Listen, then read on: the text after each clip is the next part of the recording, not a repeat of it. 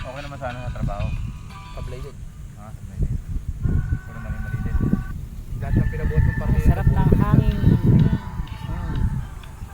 Yung dapat na sa pinakabunga, dinadala sa dulo. 61 yan, dulo.